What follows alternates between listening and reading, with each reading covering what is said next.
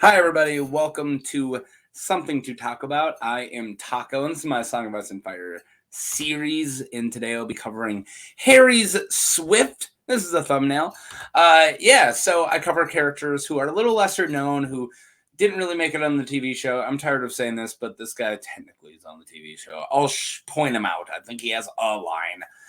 Happens a lot where they're like in the background. But if I ask somebody who I work with, hey, do you remember Harys Swyft from Game of Thrones? I'd be like, ooh. So, whatever. Doesn't count. I cover smaller characters, like I said, and I've covered a bunch, man. I've covered a lot now, and I'm doing like 2 a week, and I'm just rocking them out. I'm just getting going, and I'm really excited to do this. I do these all in one big long take. I just yell at the camera, so if that's not your style, sorry. You don't need to watch. It's fine. If it is your style, click like, subscribe, sup. Let's talk about Harold. Not even Harold. How many times did this guy's teacher call him Harold? Harys, the Knight of Cornfield. Good old Harys Swyft. Harys Swyft is the Knight of Cornfield and the head of House Swyft. He is the good father to Kevin Lannister.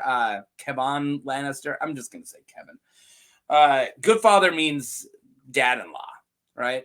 Like my wife's dad is my good father.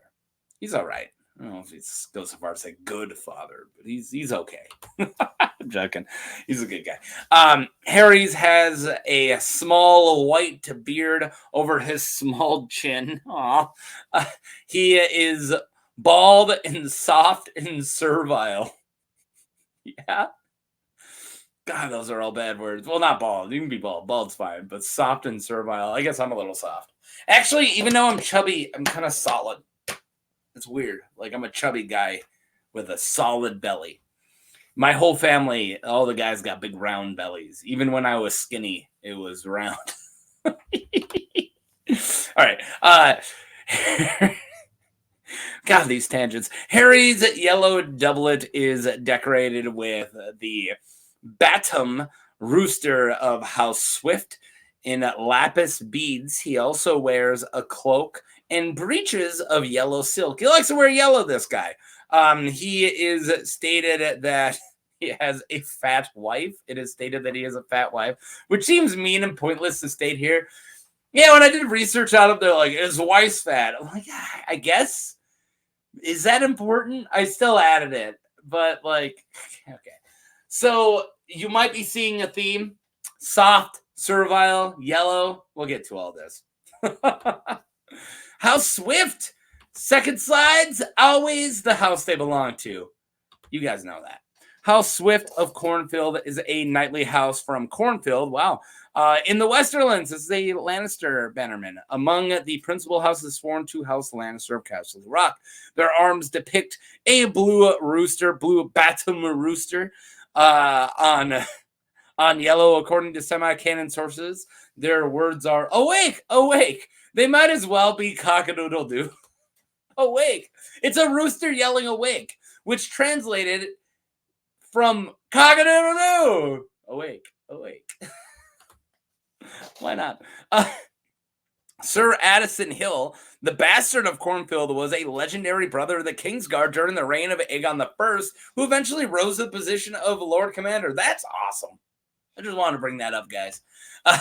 During the Dance of Dragons, House Swyft was apparently a full-fledged noble house because Lord Swyft fought for the Greens and died in the Battle of Lakeshore. So they weren't just a knightly house. They were like a lord house back then. That's all I got. All right. See, okay, I got way more. The Lion Awakes. What do you guys think of the blue and yellow thing? I figured since like that's their colors, but it's kind of really bright, huh? The Lion Awakes. When Tytos Lannister, that's Tywin's dad. That's the older looking guy, and the younger guy's young Tywin there. I love this picture.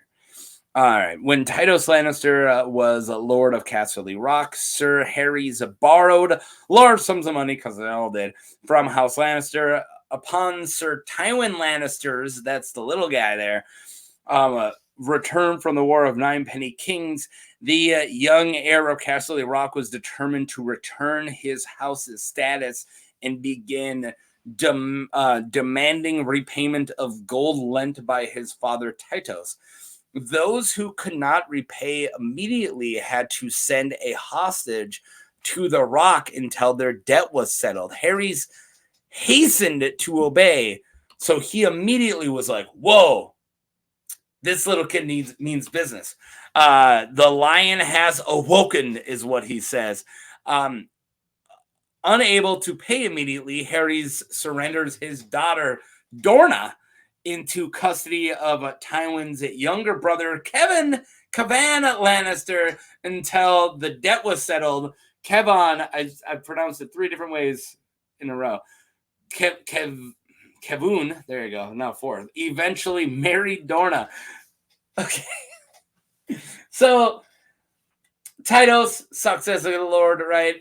Tywin goes, 9 Penny Kings, comes back and he's like, I'm sick of this. I'm Reigns of Castamere-ing the Reigns of Castamere, and then the rest of you mess with me. And they're like, what's Reigns of Castamere mean? He's like, well, ask the Reigns of Castamere next year. You won't be able to. And then Harys Swyft is like, okay, all right, here's my daughter. Yeah, ever. And so he sets her as a hostage. Do you think he told his daughter? No, I'm actually asking. Do you think he told little Dorna Swyft, seduce one of them?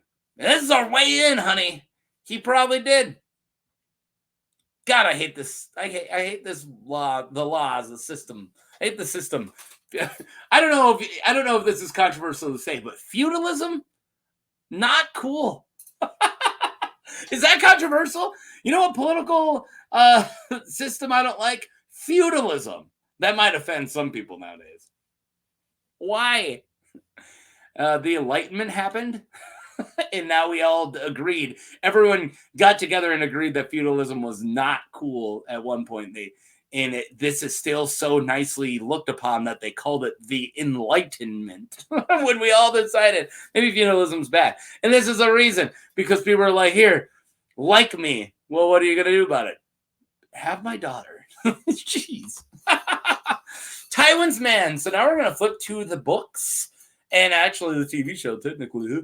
And we're going to cover this dude's all over in the background. You'll see him here and here throughout the books and even in the show. So he's the old guy next to the other old guys there. That's Harys Swyft. Not Kevin, not Tywin, not the guy standing in the back, but the guy who looks lost, Harys Swyft. Sir Harys is part of Lord Tywin's force in the Riverlands. So this is the end of Game of Thrones, the book, when they have my son scene is where you're going to see this guy. It's a good scene. But yeah, this is like Tyrion is kidnapped, Ned is thrown in the jail, and this is around all that time. Okay, cool. Yeah, so he participates in the Battle of the Green Fork when a courier arrives at Tywin's camp bearing the news of the defeat of the Lannister forces in the Battle of the Camps, lifting the siege of Riverrun. Harys questions Sir Jaime Lannister's tactical ability, criticizing that Jaime split up his host into 3 camps. Sir Kavan Lannister refutes his good father's critique, considering Riverrun's strategic positions. I don't want to get into this, but Riverrun, you have to siege it on 3 different sides of the river. There's a fork of a river. I know rivers don't have 3 sides, but this one does. And it's the only way to siege it. And Harys Swyft is like, that's dumb. Why does he do it that way? Because they made it that they had to do it that way. Because Riverrun is very strategically placed in the middle of a fork of a river.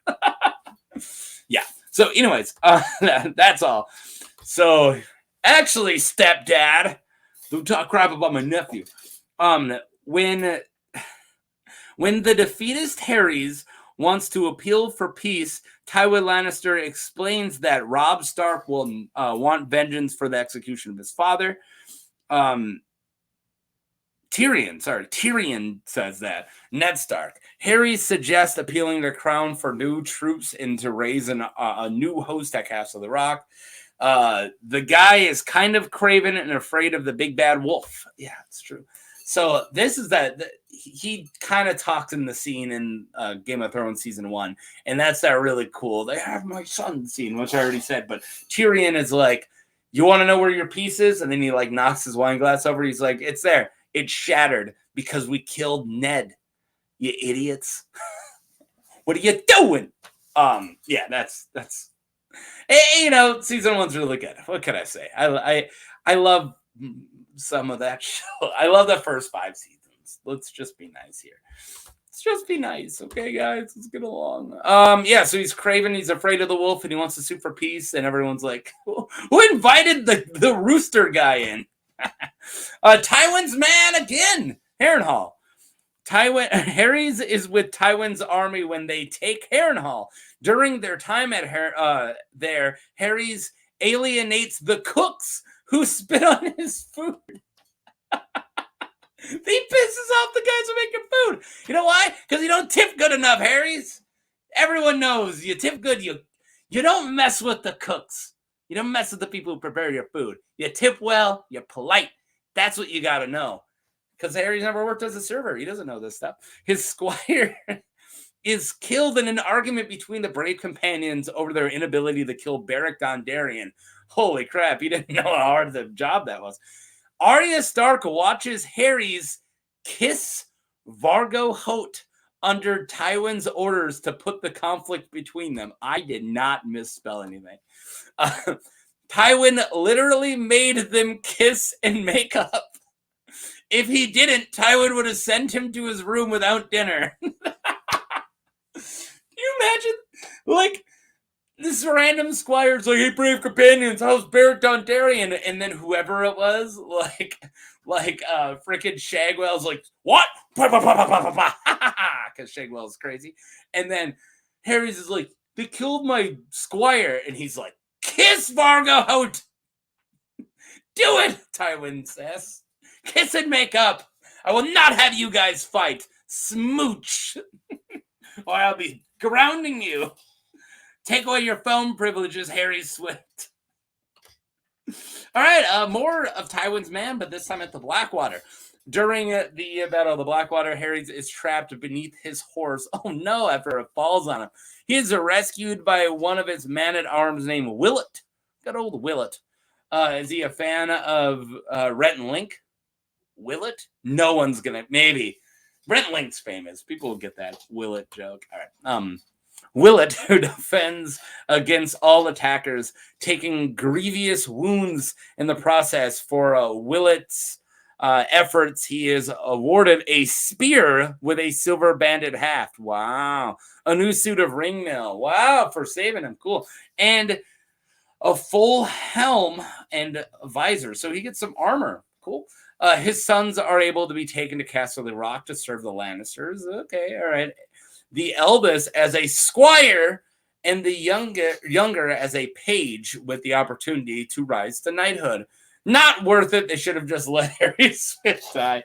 Yeah, so good old Willett sees Harry's like trapped under a horse, like, ah! And then Willett like fights for him, and he takes a bunch of wounds for Harys Swyft, and Harys is like, we'll make sure you get a new spear and armor. Bye. All right, I guess letting his sons go to Castle Rock's kind of cool. But all right, no longer is he Tywin's man because Tywin dies. Yeah, holy crap. After Tyrion kills Tywin, spoilers, Cersei starts to fill the small council with ass kisses and puppets. After Kevin refuses to serve as Hand of the King. I just said has king as the king. Has Hand of the King. Wow, that's funny. Harry's is named Hand of the King by Cersei because he is a weak man whom Cersei could use as a hostage against her uncle, Sir Kevin Lannister. Harry's is confused during the meetings of the small council of King Tommen. Yeah, he's kind of an old idiot. Huh? Which king? What are we doing? Huh? And she has him demoted. After the death of Lord Giles Rosby, I almost covered, I'm going to say this now. It was either Harys Swyft, Giles Rosby, or Orton Merriweather. And I went with Harys Swyft. If you guys disagree with me and you're like, I want my Giles Rosby video, or I want my Orton Merriweather video, or Orton's wife because she's way more interesting, let me know. But I went with Swyft. Okay. He replaced, so after the death of Riles Rosby, Cersei names Harry's Lord Treasurer and replaces him as hand with Orton Merriweather, mostly because she has the hots for Orton's wife. True.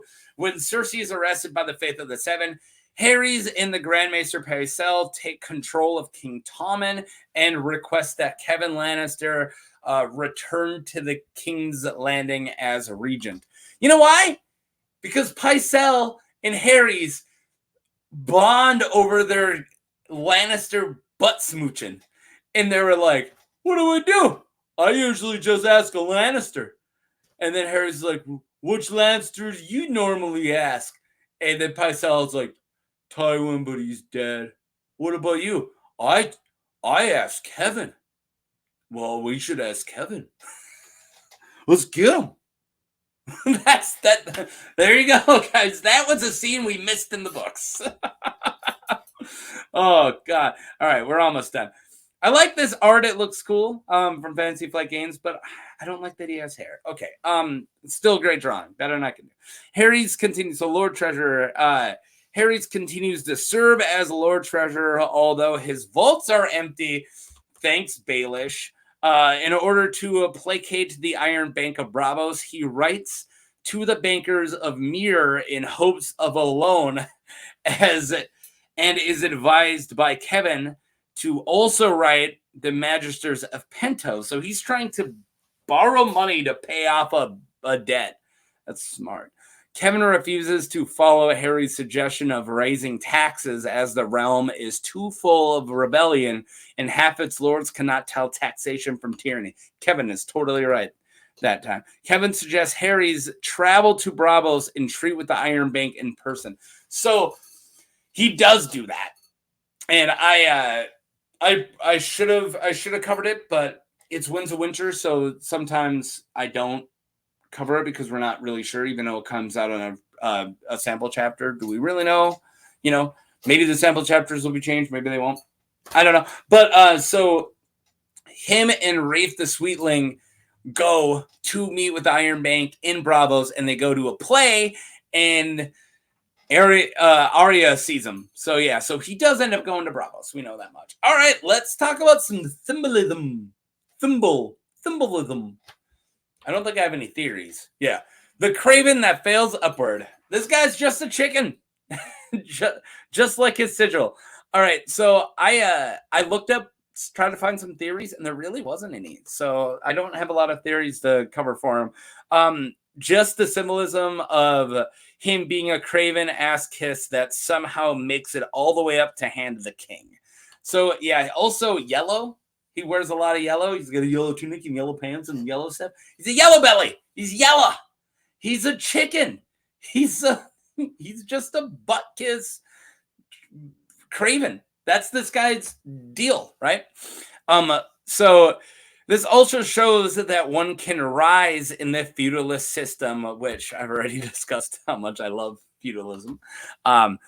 Just by kissing the right butts and getting the right son-in-law. And I think that's the most important takeaway. The flaws of a system like this, of people be in power rewarding puppets, rewarding people who they can control. And next thing you know, you have a hand of the king who doesn't have a thought in his brain. And that's the importance of Harys Swyft. And that's why merit should be more important than smooching butts and having a daughter who's somebody important married, right? So there you go. I spent 20 minutes on Harys Swyft. That's the longest anyone ever should. So that's my whole thing. That's our blue rooster. That's our blue chicken. Our blue balls guy. That's it. That's our craven. And I hope you enjoyed it. Please let me know if there's anybody who you want me to cover. And I'm going to keep cranking these out 2 a week and even more some other weeks. So thanks. And yeah, don't let a horse fall on you. Have a good one, guys. Will it chicken? That's the question.